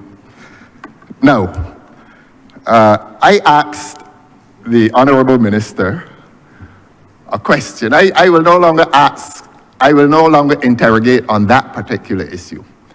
I will say to this minister that it is known that he is, if not senior in the government, he certainly is senior in the party. And that this honourable minister with that seniority in the party, for which I congratulate you, much deserved, I think. Since you're a far better minister than some of your colleagues, and you've demonstrated that over the last 2 days. He's smiling, I'm smiling, please smile, sir. And that being so senior in the party, this honourable minister knows who are the aspirants as candidates in the next election. And I'm saying to this honourable minister that it is known, stop me again, that it is known that the beneficiary of that $500,000 is a political aspirant for the general election which is due whenever it is due, and that he has been using public funds gained from this ministry to further a private political campaign on behalf of the Barbados Labour Party. Honourable Leader of the Opposition. The honourable member can say whether he agrees Honourable or Leader of the disagrees. Opposition. These are public funds. Your time is up. I beg your pardon, sir? Honourable Member for St. Michael South Central. For South Central, my time is up, sir. I have only asked 2 follow-up questions. I have a 3rd follow-up question, sir. Are you going to deprive me of the right to ask my 3rd follow-up question? Having ruled that the minister does not have to answer as to Honourable whether Leader of the a gentleman Opposition. who received $500,000 is not a candidate or an aspirant, and I can name the constituency. Honourable Member for St. Michael West Central, sorry. May I? Proceed. Is your ruling, sir, is that I am not entitled to a 3rd question? My ruling is that we have moved on. Oh, we have moved on. After giving you several opportunities to answer, But I to asked ask the your question, questions. sir. I asked the question, and it is a part of the record. Have you overruled the 2nd question, sir? When I could quarrel. Huh? You come here and decide that there are certain questions that y'all are not to answer. Thank you, Honourable Member. A $500,000 experiment. Thank you very much, Mr. Chairman. Let me also add my voice to this discussion, not the last one started by the Honourable Member for Christchurch South, but in respect of the works of the ministry, the good works of the ministry currently in the, well. And by the way, sir, I'm sorry to interrupt the honourable member. Honourable Leader of the Opposition, I am you cannot interrupt the honourable. The only interruption the honourable member for St. Michael West Central can have is from this chair. I beg your pardon, sir. I'm simply reserving my right. Honourable Leader of the Opposition, you are out of order. That's your ruling, sir. And allow the honourable member for St. Michael West Central to to proceed in silence. And all I'm asking, will I be able to come back, or have you banned me for the entire session? I hope they stay in your bodies. Yes. You go put on a suit. Honourable member for St. Michael West Central. Thank you very much, Mr. Chairman. As I was making the point, I want to, obviously, in recognition of the work being executed by the ministry in the well, to add my voice to this discussion in respect of the head we are currently discussing. Now, I want to, and I would like to focus more on the delivery of services, and this is where my first question is going. And I would like to inquire of the minister and, or whoever else he delegates to answer the question.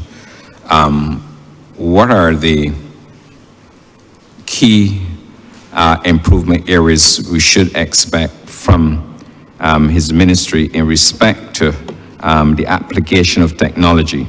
The reason why I'm phrasing the question the way I'm phrasing it is because I have constituents who from time to time would complain that they will be going to agencies for assistance.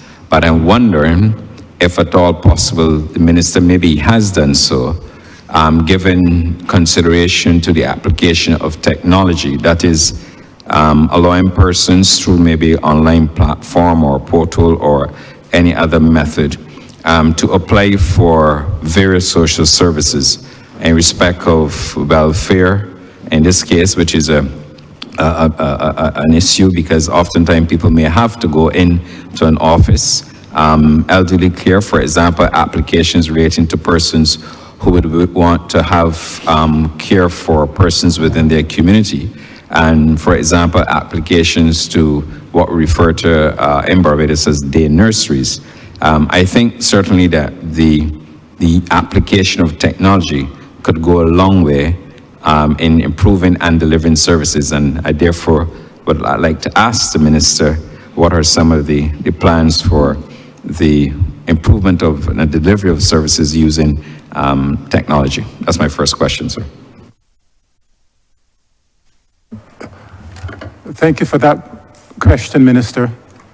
The establishment of the Social Empowerment Agency will be based on the use of a modern management information system.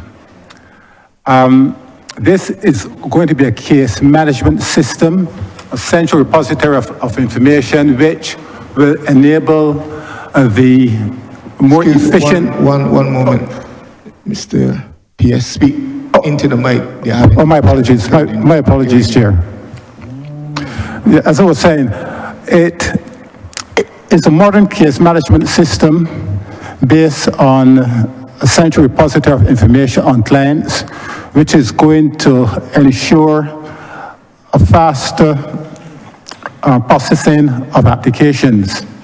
And I'm going to ask Mr. Dorian Bess, one of our IT officers, to give a more detailed explanation of how that system will operate. Mr. Bess? Hello, good morning. My name is Dorian Bess. I'm the Project Officer Management Information System for the One Family Program.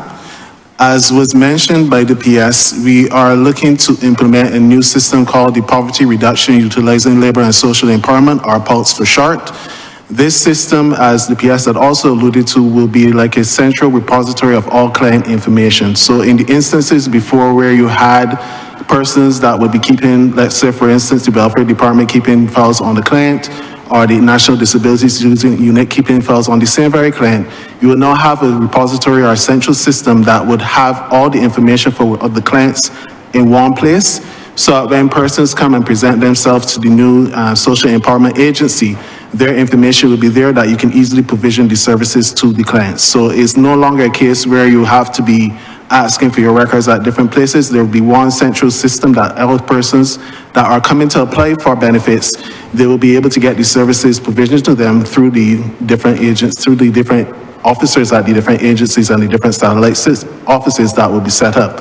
So it will make life a whole lot easier for both the clients of the system, of the different agencies, and also the officers to be able to provision these services.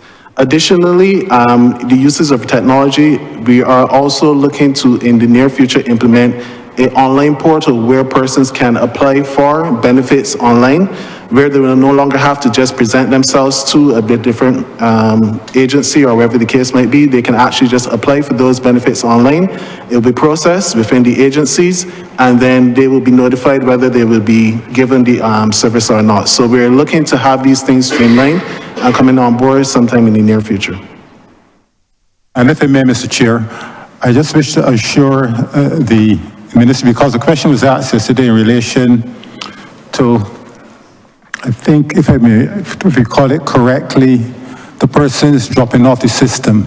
I can assure the Honourable Chamber that that will be a thing of the past, because the system will be set up in such a way that you will actually be able to track the status of applications in the system. And generally speaking, that problem will be a thing of the past when the system comes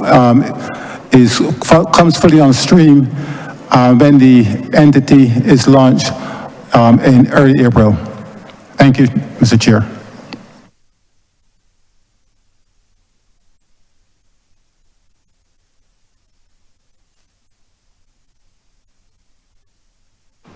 Mr. Chairman, perhaps I should ask a follow-up or subsidiary question, however you phrase it. And what I would like to, I'm not sure if I missed it, and if I did, then I can be corrected. But I'm asking specifically if there will be opportunities for persons applying for services, including welfare, to go online, be it WhatsApp or on a line portal, whatever technology is employed, to apply for assistance. I'm not sure if I missed it, but that's what I'm trying to understand. I hear about the case management system. I talk about moving it to online system, but I think for the benefit, especially those of us who have constituency clinics and others, and for the general public at large, it would be useful for us to perhaps clarify that or give us a better understanding. And I apologize if I missed it, but my question really was, will those persons or applicants be allowed to apply online for the various benefits, including welfare benefits?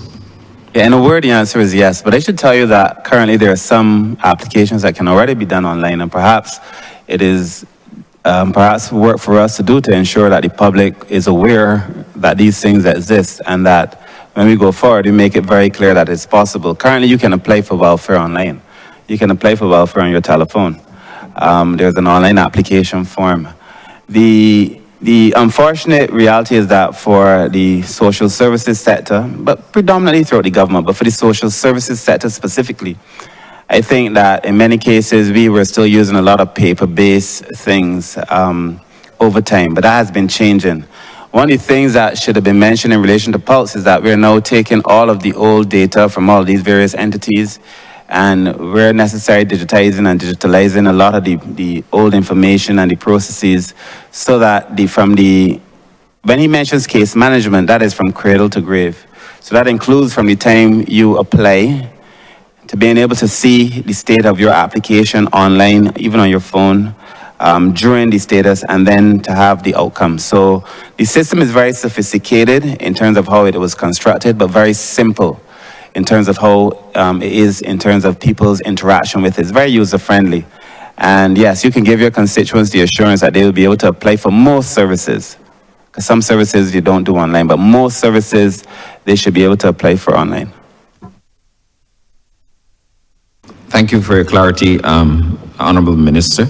Much needed, and I'm sure as you continue your public education campaign, that the public will also be even more familiar with the current application processes and the additional ones to come. I also want to take you to head sub-program 594, and you would have alluded to the Social Empowerment Agency. Can you share a little bit with us in respect of decentralization of services and the strategy behind the decentralization of services? I will ask the permanent secretary to talk about the SEA and I mean, to speak also about the decentralization, but just what it is we're trying to achieve by this new amalgamated entity. In a word, Minister, we are establishing a modern, agile 21st century organization that is going to make the provision of social services more efficient and more effective. The Social Empowerment Agency will be, the organizational structure of the agency will be based on the establishment of 4 directorates. One is social care support that will provide specific services in relation to persons with disabilities, the elderly, and children. It will deal with complex cases related to those 3 vulnerable groups. That directorate will also be responsible for the facilities in relation to children, as well as the elderly. So complex cases that cannot be dealt with in the other directorates will be dealt with in that particular directorate. We will also have a social care delivery directorate. And in that directorate, you will have many of the services that are currently offered by the welfare department, such as the provision of cash grants, the provision of national assistance grants, and also the provision of assisted devices to persons with disabilities. So in that directorate, the objective is to have a number of community satellite offices or client centers which will offer those services, basically non-complex cases in relation to the provision of services to vulnerable persons. In essence, what we are establishing on the basis of those satellite offices, and the intention is to have at least 1 satellite office in each parish. As we would have indicated earlier, we have already commenced the renovations to the St. Rose satellite office. If I could be more specific in terms of the actual location of those offices, starting from the north, Bentham is in St. Lucie. There's currently an office in St. Peter, but we'll be looking to establish a different office in that parish, since that the space in that office is relatively small, and we consider that it'd be prudent to have a larger office. Then in St. James, the Beach House complex. In St. Michael, we'll be having the office established in the National Disabilities Unit, as well as the current office in Country Road.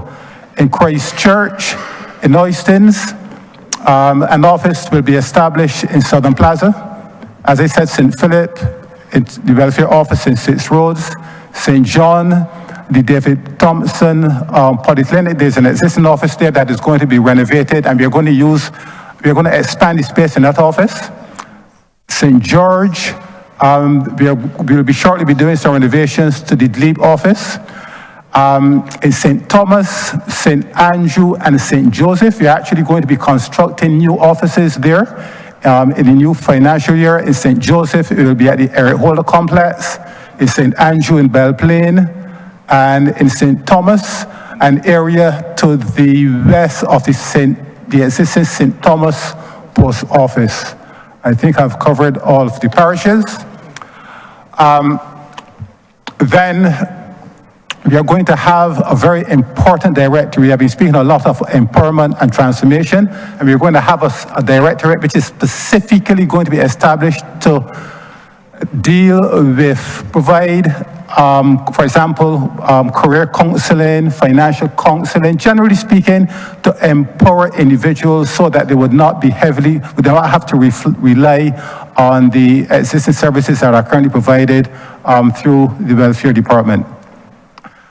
Then we are going to have, the final directorate is going to be a shared services directorate, which is really going to be the support arm or the administrative arm of the Social Empowerment Agency that will provide a number of services. For example, there will be a financial unit, there's going to be a HR unit, there's going to be an IT unit, there's going to be a fleet management unit within that shared services directorate. So essentially what we are going to be having, and I think I speak a little in terms of the actual structure.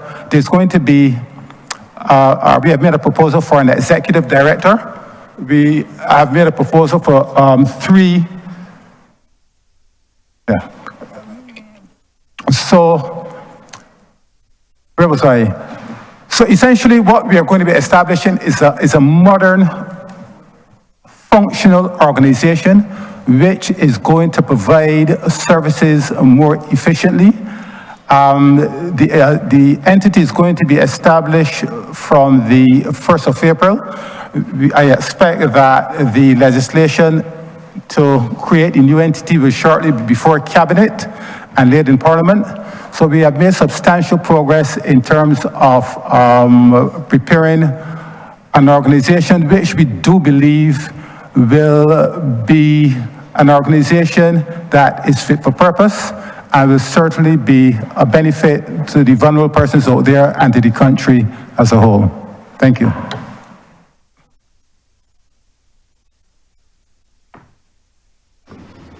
Thank you. Thank you very much for that very explanatory note on the Social Empowerment Agency.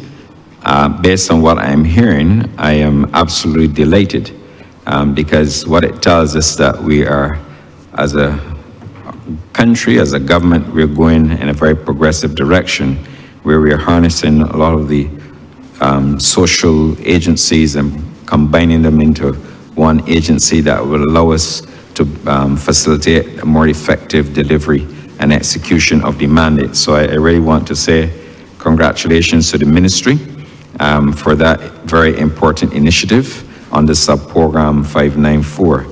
And my last question, Mr. Chairman, because oftentimes when we're in this parliament, there are always allegations of how we spend money and where we spend it.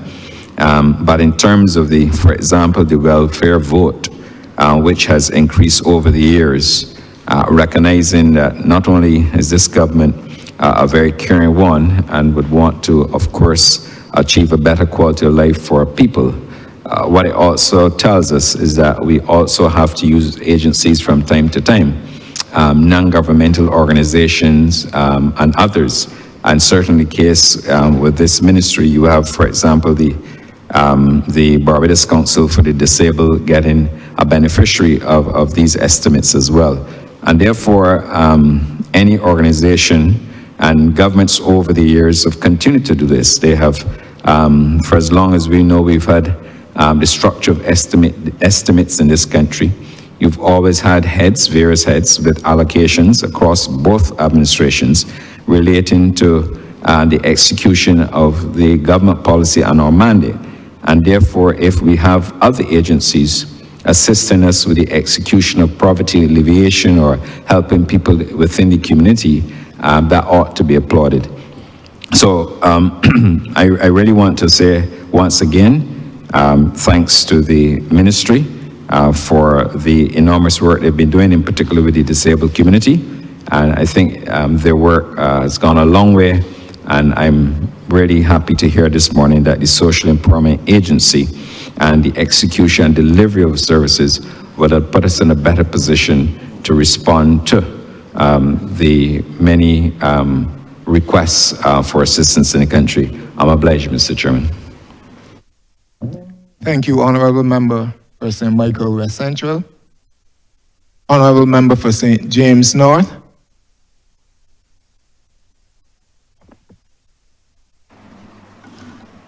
I would ask all honorable members, I will make you aware that we will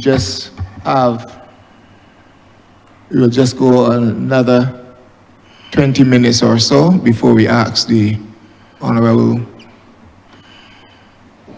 member to wrap up. I will take 2 more honorable members and then I shall move on. Okay. Thank you, Mr. Chairman. Honorable Minister, I'm aware that the Law Reform Commission have held discussions with your ministry in terms of providing a legislative framework for what I call lasting or enduring powers of attorney. And to just give the context of it, under our law, we have powers of attorney, but that concept only applies where the person who has given the power of attorney has mental capacity. So for example, when or if that person then sustains dementia or Alzheimer's disease, the power of attorney is no longer applicable, and the person to whom the power of attorney has been given, or someone else close to that person, then has to apply to court under Chapter 45 of the laws of Barbados to become the individual's receiver, and that's a very expensive exercise, much more expensive than a power of attorney. And I'm just providing you with the opportunity, Honourable Minister, to give the public of Barbados a report on the possibility of Barbados getting laws on enjoying or lasting power of attorney, similar perhaps to that in England, which passed such law through their parliament, I think about 3 or 4 years ago.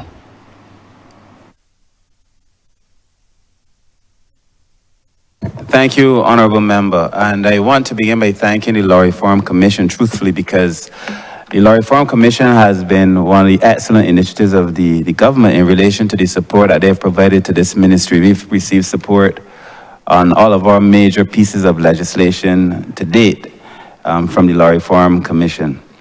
The conversation that we're having now on the power of attorney is one that kept coming up in different forms. Many persons have been asking for us to be able to do it. People who have a legal background, specifically, but people who did not understand the law in that way were also asking for something to allow them to be able to look after their elderly relatives. I think in Barbados, the power of attorney now ends where a person loses cognitive capacity. And the legislation that we have in draft is not completed. In fact, I spoke only to the chairman of the Law Reform Commission yesterday, and they now have been reviewing the original draft, and I think they now have a second draft for us to be able to look at. But that would allow us to have various options, whether the power of attorney is going to be durable, it's going to be lasting, whether the person can choose a variation of it. But what it does essentially is that it empowers persons to be able to look after their elderly relatives, whoever the principal may be, as their agent in a time when they need that support. I think that in combination with the elderly legislation in general will be 2 pieces of legislation that we will add to the social legislative framework that will really make a difference. I must also tell you, Honourable Member, that we've seen circumstances now where banks have been, in many ways, they say forced, in an effort to protect elderly persons from abuse, been refusing to give family members access to some of the funds that would be on people's accounts and so on. And then by choosing, I think persons need to know that they can do to have the power of attorney agreement sorted out. They have that legal authorization. We need to put a lot of PR in it so people could plan their affairs, so that when you get to the point, if you get to the point where you no longer have cognitive ability, but the person that you trust to take care of your affairs is so authorized, so that when that happens, you are comfortable, the financial institutions are comfortable, and people then can go on to experience a better standard of living as a consequence. You know, as an MP, many people come to me with circumstances where they're saying, I cannot access my mother's pension, or I cannot access this. And when what the banks normally do now is that they will say, bring your mother. Once your mother or the father comes or the person comes and they're not able to say in a conscientious, clear way that this is the person they want to do it, the bank say no. So this just protects the agent, it protects the principal, it protects the institutions, and it makes a lot of sense to be one of the things that we add to our toolkit in terms of supporting the elderly. So again, I look forward to when we're able to do that. We have, I think I was hoping to lay, to be truthful, in March, as I was hoping to lay all the other pieces of legislation. While I believe we'll be in a position to lay the elderly bill sooner, that piece of legislation should also follow quickly thereafter. I thank you, Mr. Chairman. In light of what you said in terms of limited time, I give way to other colleagues. Thank you, Honourable Member for St. James North. Honourable Member for St. Michael Southeast. Thank you, Mr. Chair. Minister and staff of the Ministry of People Empowerment, I would want to start at the outset by commending you for the efforts being made. And I do so not in an effort to triumph the work of the minister or indeed the government alone, but really to say that I have recognized the efforts being made. I have a very difficult constituency, one which I'm sure creates a lot of pain and headache for the welfare department and other agencies within the ministry. Many of my constituents certainly interface with officers in the ministry, and over time I have had cause in this place and certainly in my interaction with many of you to raise a number of concerns. In recent times, and I suspect it may be the leadership, but also, as the minister said, the common ground yesterday in response to the leader of the opposition that I think has been found, where everybody is working from the same hymn sheet, with an understanding that we can do better in terms of making vulnerable people not feel as vulnerable as in many cases they are. There was a time, and perhaps the leader of the opposition would do well to remember this, perhaps if he's had any interaction with people who are most vulnerable, to recognize that the welfare department was one of the places where ordinary people seeking assistance found it very difficult to enter, because it was almost like when you pass a security guard, and I gave this example many years ago, you were first asked to sanitize, and this was before COVID, as if just the presence of the individual would cause you to catch something. And then once you got past the security guard, all of your business was aired in the presence of everybody else who was in that space in the foyer. We have made significant strides because all of us have interfaced at one point or the other with people who have had those experiences to change that dynamic. There was a time as well, and the leader of the opposition would do well to listen to this, where there was a view by the party that he now leads that simply painting a building or calling it by a different name was reflecting a change in behavior, or that we were really helping people. And again, I am proud that this administration has, in a sense, listened to the people, listened to the issues, listened to the vulnerabilities, and have been able, over the course certainly of the last 2 years, to be able to implement and introduce not just legislation, but changes to the behavior and the practices of officers. As I said, I know it's not an easy task, but as I said, I can see the efforts being made, and I encourage you to continue to stay on that trajectory where we never forget the reason why we are here, to serve the interests of the most vulnerable in this department. Now, St. Michael Southeast has had the benefit of the Joris Dunner home, which is currently being utilized to accommodate persons while renovations are going on at other locations. My first question really relates to what are the plans for that facility? I don't see it mentioned in the explanatory notes of the estimates, but again, I am getting questions from my constituents asking when that particular facility might be returned for the benefit solely of the residents in that area. The truth is, like other areas, it is a very densely populated area around the Golden Rock community. and the ability to have a space where persons can actually go and recreate, and especially for persons who are active. It is a burning need within the community. As the minister would be aware, there's not a lot of other buildings or spaces available, and so that particular location offers a solution to a glaring problem in the community where we lack the access to space to be able to allow our aged population to be able to age gracefully with some activities. So I'd like to know the timelines that we're working with in relation to that facility and the plans in the future for the facility as it currently stands.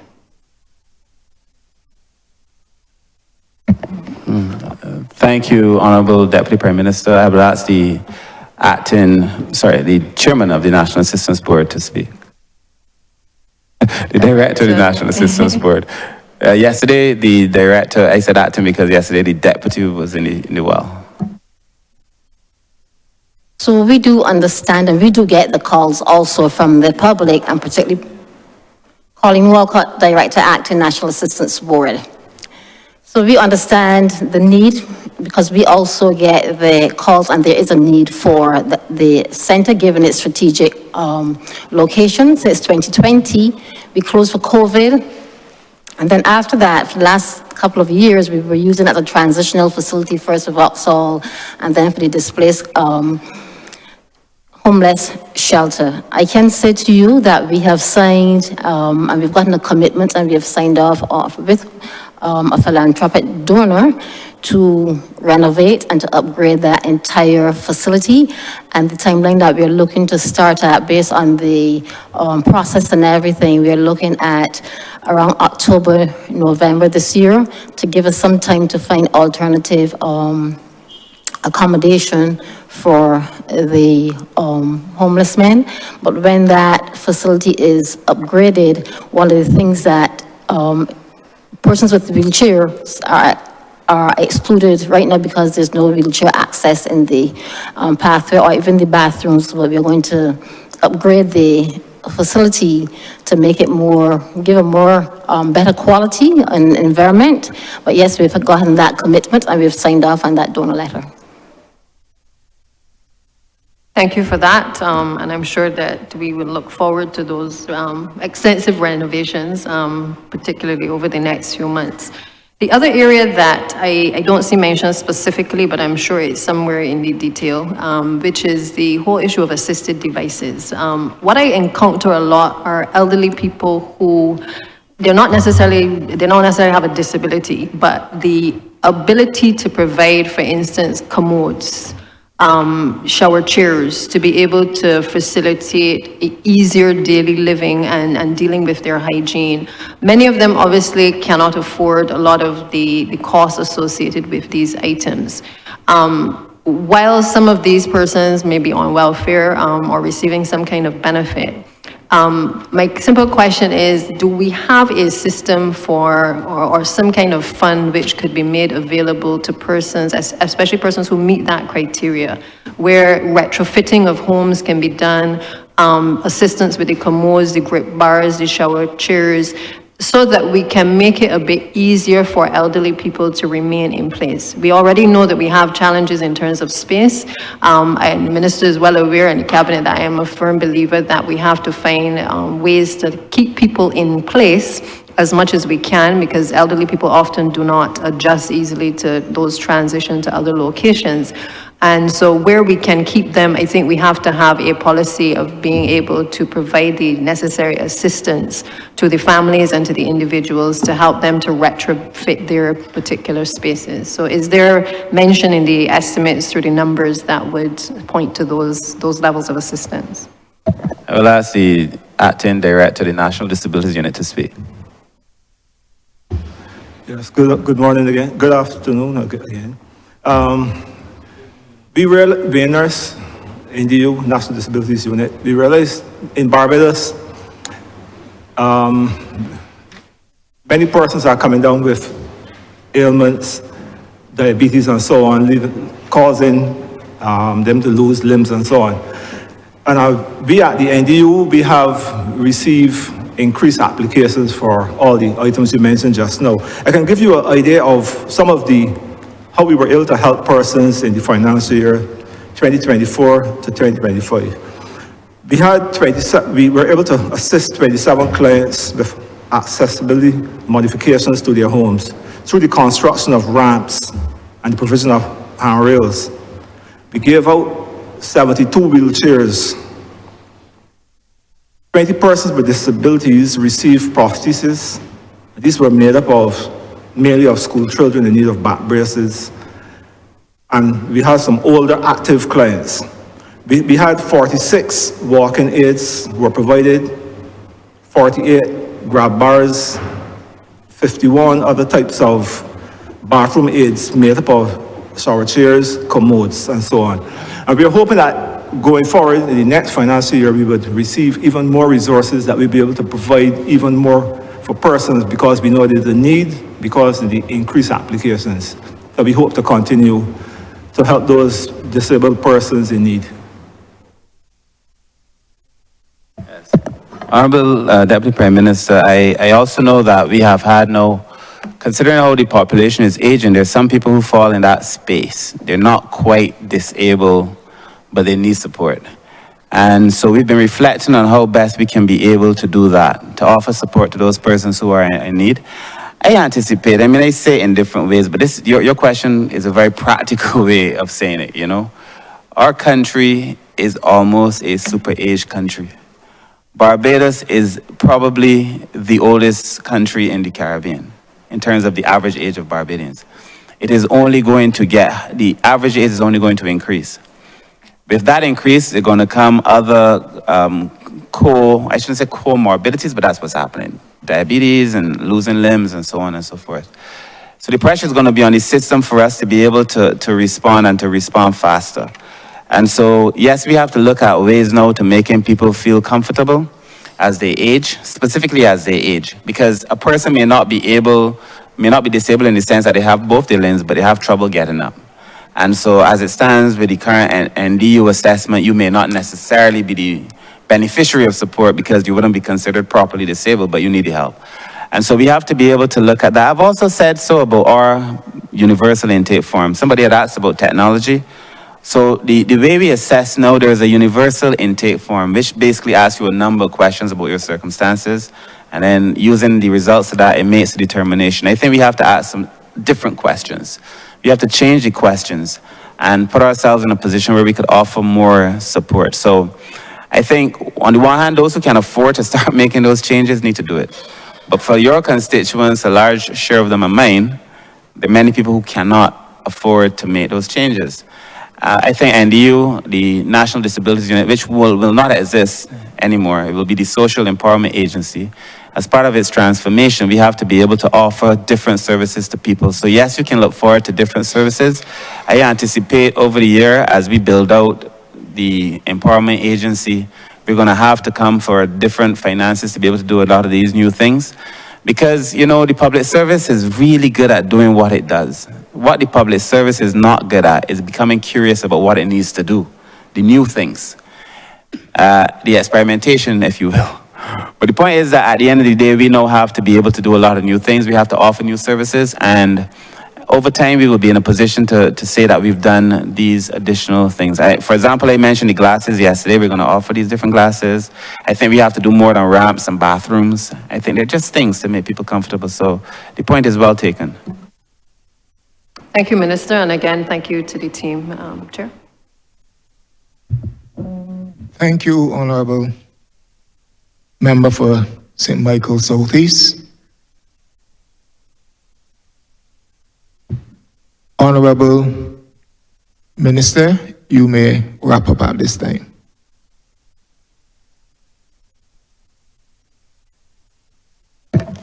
Thank you very much, Chair. I want to begin by thanking the staff in the Ministry of People Empowerment for the support over the 2 days that they've been in the well. I think Barbadians have seen that this staff, all of them that have spoken, many of them acting deputies stepping up, showing that the depth of what is available in this ministry is something for all of us in Barbados to be proud of, and tremendously proud of the way the ministry has conducted itself in the well, and as well as the way they've conducted themselves over the last year. Honorable Chair, the truth is that transformation is the order of the day. Transformation, innovation is the order of the day. We have to be able to better transform our services, to deliver to the people in a way that they feel the effect of those services, and to say, look, Barbados has had, in many cases, when it comes to our welfare support and other things, a difficult relationship with the department. I think we've been very honest. We've said these are the areas that we need to fix. I think we've also been very supportive of the staff and say we need to give the staff the support that they need to have. We've done a deep dive into most of our services. We've deconstructed and reconstructed almost every single agency in the ministry to be able to say that we now have an organization going forward that we think is going to be fit for purpose. And I think the public will come to see that the Social Empowerment Agency is the manifestation of years of effort, this goes back decades, is the manifestation of years of effort and will make a significant transformation into their lives.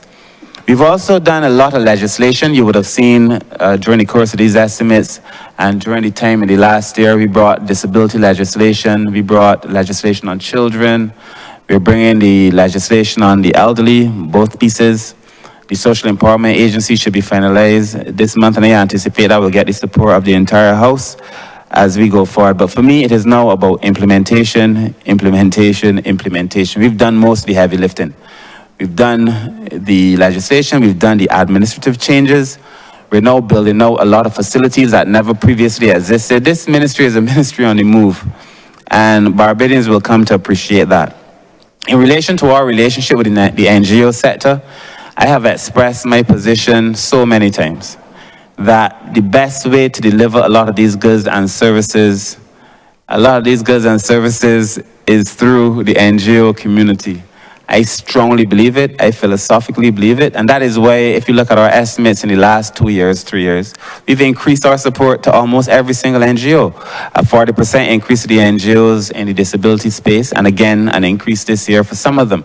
So the fact is that we work through the NGO sector to be able to best deliver goods and services. I should also say in closing that the idea that the government has engaged in anything in secret is a nonsense. I look back to a September, I think in 2023, where we had a press conference to announce our relationship with the Alliance to End Homelessness and announce the funds, announce the need to do an audit the following year, which is this year. We said what we were going to do and we've done it. There are no secrets here. And that has been the nature of this ministry, it's been the nature of the government.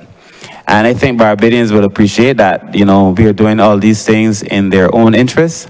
And I look forward to having the opportunity to continue to lead this ministry and these great men and women who sit beside me on behalf of the most vulnerable. Sir, with those few words, I ask that Head 35 stand part. The question is that Head 35 stand part. All honorable members in favor, say aye. Honorable members against, you say no. You think the ayes have it. Honorable Leader of Government Business. Mr. Chairman, I beg to move that you do no report progress to His Honor the Speaker and beg leave to sit again. The question is that I do no report progress to His Honor the Speaker and beg for leave to sit again. All honorable members in favor, say aye. Honorable members against, say no. Methinks the ayes have it.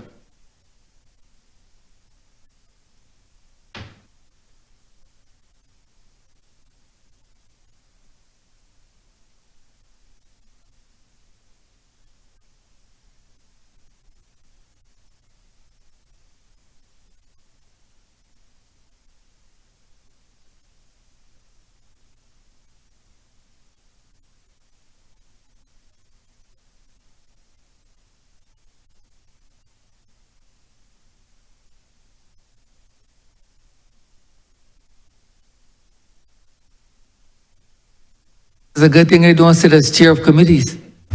Perhaps it's a very good thing that they don't sit as chair of committees. Otherwise, they would have to invoke standing orders 38 to 40. The chairman of committees has reported progress as asked to leave and has reported give leave to sit again. Thank you, Mr. Speaker. I beg to move the suspension of the House until Monday, the 24th of February at 10 a.m. The question is that this honorable chair will be suspended until Monday, the 24th of February 2025 at 10 a.m. in the forenoon. All those honorable members in favor, please say aye. Those against, please say no. We think the ayes have it. This honorable chair will stand suspended until Monday, the 24th of February 2025 at 10 a.m. in the forenoon.